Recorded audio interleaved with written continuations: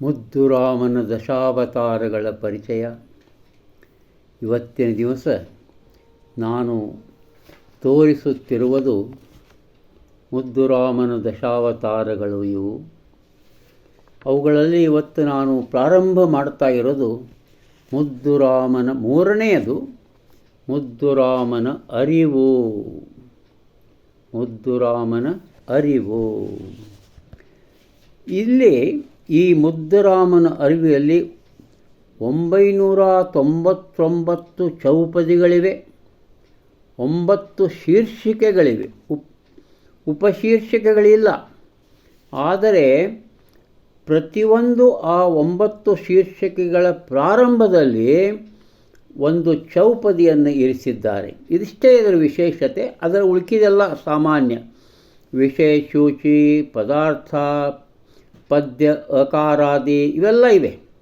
ಆದರೆ ಆ ಉಪಶೀರ್ಷಿಕೆಗಳು ಇಲ್ಲ. ಇರಲಿ.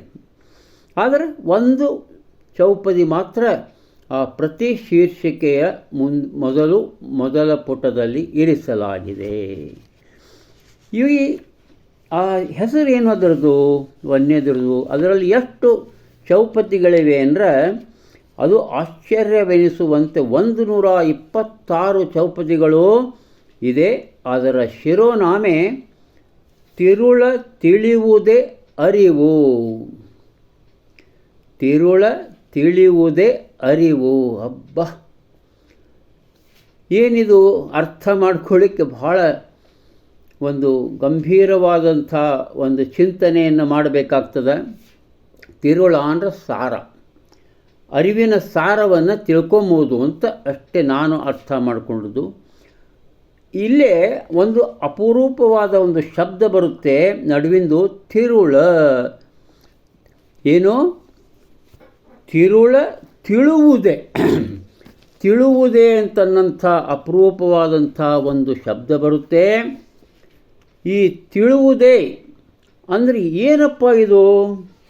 ತಿಳುವುದೇ ಅಂದರೆ ಏನು ಅನ್ನುವಂಥ ಒಂದು ನನಗೆ ಬಹಳ ಒಂದು ವಿಚಿತ್ರವಾದಂಥ, ಮತ್ತು ನಾನು ಶ್ರೀ ವೆಂಕಟ ಸುಬ್ಬಯ್ಯನವರ ಡಿಕ್ಷನರಿಗೆ ಹೋಗ್ತಾ ಇದ್ದೇನೆ. ವೆಂಕಟ ಸುಬ್ಬಯ್ಯನವರು ಏನು ಹೇಳಿದ್ದಾರೆ? ಅವರಲ್ಲೇ ಈ ಶಬ್ದ ಇಲ್ಲ. ಅವರಲ್ಲೇ ಈ ಶಬ್ದ ಇಲ್ಲ. ಆದರೆ ಮುಖ್ಯವಾಗಿ ಏನಿದೆ ಅಂತಂದರೆ ಆ ಮೂಲ ಶಬ್ದ. ಯಾವುದದು ಮೂಲ ಶಬ್ದಪ್ಪ ಅಂತಂದ್ರೆ ತಿಳಿ. ತಿಳಿ ಇದರ ಒಂದು ರೂಪಾಂತರ. ತಿಳಿ ಇದರ ರೂಪಾಂತರ. ತಿಳಿ ಇದು ಕನ್ನಡದ ದೇಶಿ ಶಬ್ದ. ಕನ್ನಡದ ದೇಶಿ ಶಬ್ದ, ಅದರ ರೂಪಾಂತರ. ಅದರ ಅರ್ಥಗಳಂತೂ ಸಾಕಷ್ಟು ಅರ್ಥಗಳಿವೆ ತಿಳಿ ಬಗ್ಗೆ. ಕ್ರಿಯಾಪದನೂ ಹೌದು, ನಾಮಪದನೂ ಹೌದು, ಗುಣವಾಚಕನೂ ಹೌದು ತಿಳಿ ಅಂದರೆ. ಇಂತಹ ಅಪರೂಪ ಶಬ್ದದಿಂದ ಹುಟ್ಟಿದೆ ತಿಳುವು ಅಂತ ನಾನು ಅರ್ಥ ಮಾಡಿಕೊಂಡಿದ್ದೇನೆ. ನಾನು ವ್ಯಾಕರಣ ಪಂಡಿತನು ಅಲ್ಲ. ಅಕಸ್ಮಾತ್ ಯಾರಿಗಾದರೂ ಚೆನ್ನಾಗಿ ಗೊತ್ತಿದ್ದರೆ ನನಗೆ ಮೆಸೇಜ್ ಮಾಡಬಹುದು. ನಾನು ಸಂತೋಷ ಪಡ್ತೇನೆ ಅದರಿಂದ. ನೋಡಿ, ಆ ತಿಳಿ ನಿರ್ಮಲವಾಗು, ಶುದ್ಧವಾಗು, ಪ್ರಕಾಶಿಸು, ಹೊಳೆ, ಪ್ರಸನ್ನವಾಗು, ಸಮಾಧಾನ ಹೊಂದು, ಅರಿತುಕೊಳ್ಳು, ಗ್ರಹಿಸು, ಕಲಿ, ವಿಚಾರ ಮಾಡು, ಆಲೋಚಿಸು, ಭಾವಿಸು, ಎಚ್ಚರವಾಗು, ಎಚ್ಚರ ಹೊಂದು. ಇವು ಕ್ರಿಯಾಪದದ ಅರ್ಥ. ಇನ್ನು ನಾಮಪದದ್ದು ಸ್ವಚ್ಛತೆ, ನೈರ್ಮಲ್ಯ, ಸಾರು, ಮಜ್ಜಿಗೆ, ಹೆಂಡ, ಲಘುವಾಗಿರುವುದು, ದಟ್ಟವಾಗಿಲ್ಲಿರುವುದು, ಪ್ರಸನ್ನತೆ, ಸಮಾಧಾನ, ಸ್ಥಿತಿ, ಜ್ಞಾನ, ಅರಿವು, ಪಾನಪಾತ್ರೆ, ಮಧುಪಾತ್ರೆ ಇವೆಲ್ಲ ತಿಳಿ ಇದರ ಅರ್ಥ. ಇನ್ನು ಗುಣವಾಚಕ ಶುದ್ಧವಾದ, ನಿರ್ಮಲವಾದ. ಈ ರೀತಿ ಅದ್ಭುತವಾದ ಆ ತಿಳಿ ಶಬ್ದದ ರೂಪಾಂತರ ಯಾವುದಿದೋ? ತಿಳುವುದೇ. ತಿಳುವುದೇ. ತಿಳುವು ಅದೇ ಅರಿವು. ತಿರುಳ ತಿಳಿವು ಅದೇ ಅರಿವು. ಆ 1ನೇ ಪ್ರಕರಣ ನಾನು ಅವಲೋಕಿಸಿದಾಗ, ಆ 126 ಚೌಪದಿಗಳನ್ನು ಅವಲೋಕಿಸಿದಾಗ ನಿಜವಾಗಿ ಬಹಳ ಗಂಭೀರ ಚಿಂತನೆಯನ್ನು, ನಾಲ್ಕು ಸರಿ ಓದಿ ಅರ್ಥ ಮಾಡಿಕೊಳ್ಳುವ ಒಂದು ಸಾಮರ್ಥ್ಯವನ್ನು ಬೇಡ್ತಾವು. ಯಾಕಂದ್ರೆ ಅದು ಅರಿವು. ತಿಳುವುದೇ ಅರಿವಿನ ಬಗ್ಗೆ ಇದೆ ಅದು. ನೋಡಿ, ಈ ಸರಿ ಇದು ಮನನ ಅವಶ್ಯ, ಚಿಂತನ ಅವಶ್ಯ.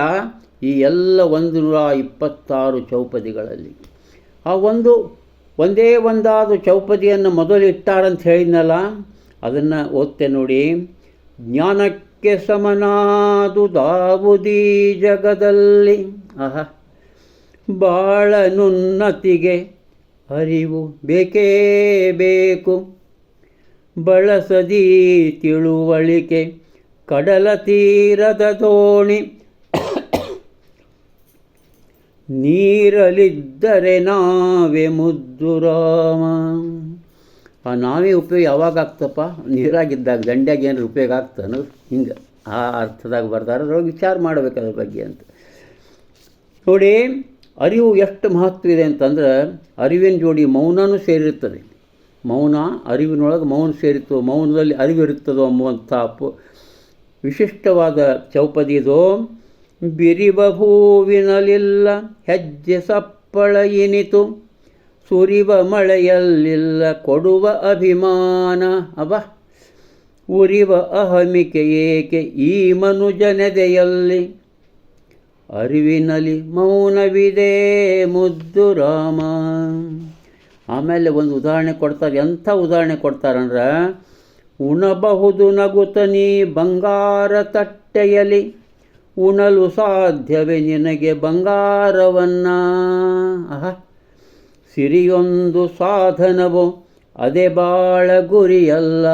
ನೋಡಿ, ಸಿರಿಯೊಂದು ಸಾಧನವೋ ಅದ ಬಾಳ ಗುರಿಯಲ್ಲ. ಬರಲಿ ಬದುಕಿಗೆ ಅರಿವು ಮುದ್ದು ರಾಮ, ಬರಲಿ ಬದುಕಿಗೆ ಅರಿವು ಮುದ್ದು ರಾಮ. ಮತ್ತು ಹೇಳ್ತಾರೆ ಅರಿವಿನ ಮಹತ್ವ ಎಷ್ಟು ಹೇಳ್ಯಾರ ಅಂದ್ರೆ, ಅದ್ರೊಳಗೆ ನಿನ್ನ ನೀ ರಕ್ಷಿಸಿಕೊ ನಡೆದೊಳಿತದಾದಿ ಹಾದಿಯಲಿ, ಜಾಣತನ ತಪ್ಪಲ್ಲ ಕುಹಕತನ ಕೇಡು. ಹುಲಿ ಮುಂದೆ ತಾನಾಗಿ ನಿಂತು ತುತ್ತಾಗದಿರು. ಕೆಟ್ಟತನ ಅಂದ್ರೆ ಹುಲಿ. ಸುವಿವೇಕವೇ ಅರಿವು ಮುದ್ದು ರಾಮ. ನೋಡಿ, ಮತ್ತು ವಿವೇಕದ ಬಗ್ಗೆ ಹೇಳ್ತಾ ಇದ್ದಾರೆ ಇಲ್ಲಿ.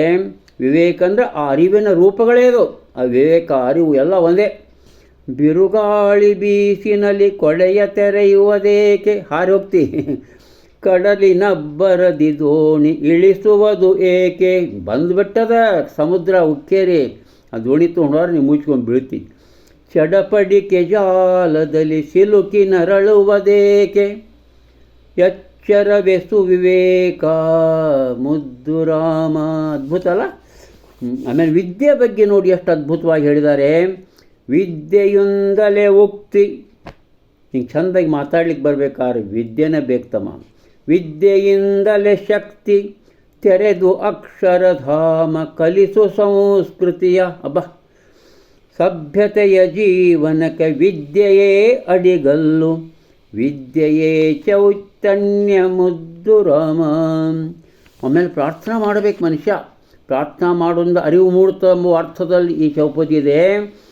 ಸೂರ್ಯೋದಯಕ್ಕೆ ಮುಂಚೆ ಅರಳಿ ನಿಂತಿದೆ ಹೂವು, ಅರ್ಪಣೆಯ ಭಾವದಲ್ಲಿ ಅವನ ಸ್ವಾಗತಕ್ಕೆ.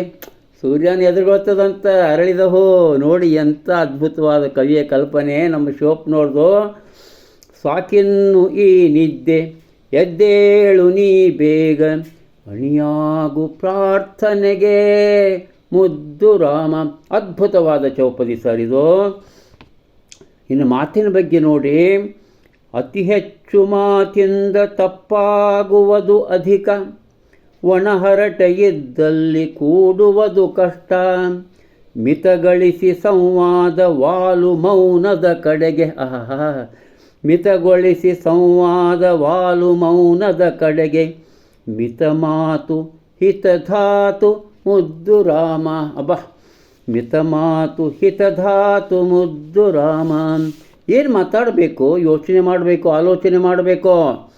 ಇನಿತು ಎಚ್ಚರವಿರದೆ ಏನೇನು ಮಾತಾಡಿ ಈಡಾಗದಿರು ನಗೆಗೆ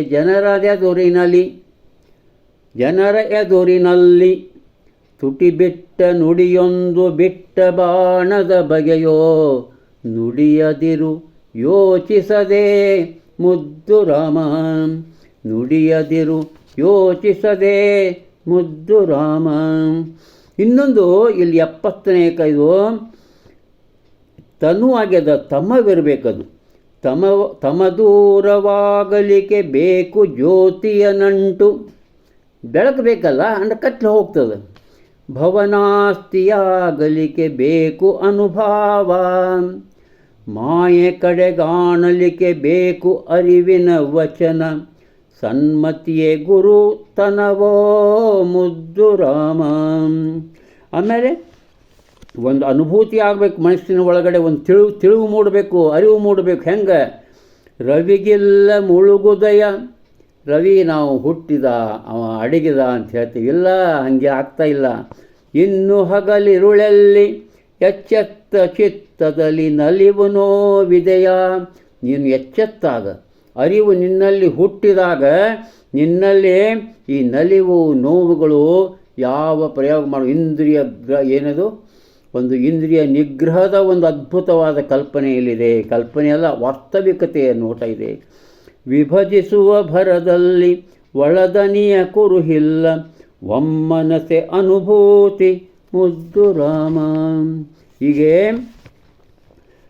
ಈ ಅರಿವು ಸಾಗರದ ಮುಂದೆ ನೀ ಕಿರುಹನಿಯೋ, ಅಬ್ಬ ಜ್ಞಾನಗಿರಿ ತಪ್ಪಲಲಿ ನೀ ಹುಲ್ಲಿನೆಸಳೋ. ಬಾನತ್ತ ಮೊಗ ಮಾಡಿ ನಿಂತರಿದೆ ಘನ ಜ್ಯೋತಿ, ನೀ ತಿರೆಯ ಕಿರಣದಲೆ ಮುದ್ದು ರಾಮ.